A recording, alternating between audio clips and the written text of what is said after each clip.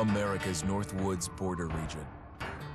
Within this land of 10,000 lakes and miles of dense timber, a hideous creature is believed to lurk. The North Woods is probably one of the last frontiers in America. There's still a lot of places in this area that hasn't been set foot by man. Monsters and mysteries exist here because it is remote. Up in the North Woods, winters are long. In times of biting cold and isolation, a devouring monster is believed to come forth. It's terrorized native people for generations. Growing up, I was told, like, don't go outside, the Wendigo will get you.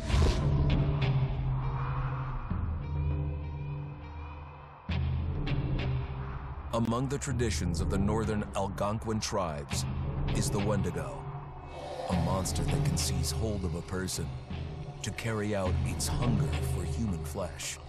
Many Native Americans fear even talking about this Wendigo, and even the mention of the name will let the Wendigo find out where you are, and it will open you up to be possessed by this Wendigo.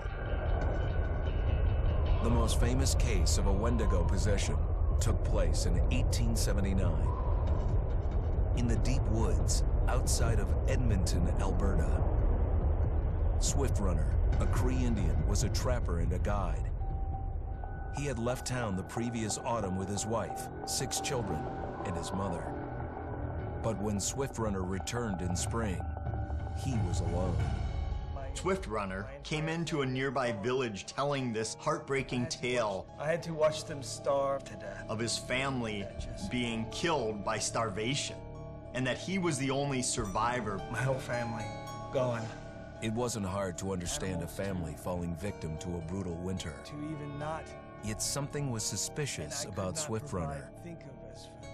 He was a strapping man, and he came into town weighing over 200 pounds. It didn't look like somebody who had just weathered a terrible winter. He wasn't malnourished, didn't look like he was starving. He looked healthier than ever. After a few nights, it became clear that something was wrong.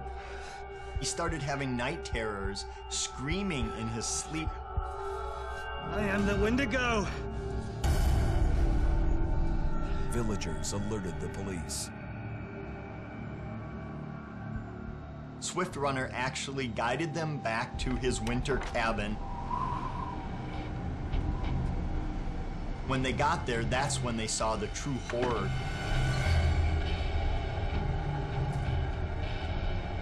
Human skulls were scattered around, many bones, some of which had been snapped in half, and the marrow inside had been drained. They had never seen anything like it.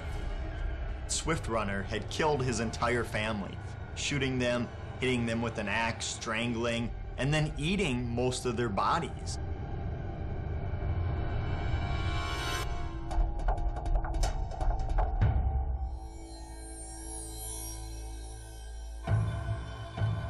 Right up until the moment the noose was on his neck, Swift Runner swore the evil spirit of the Wendigo had possessed him and twisted him into a cannibal killer.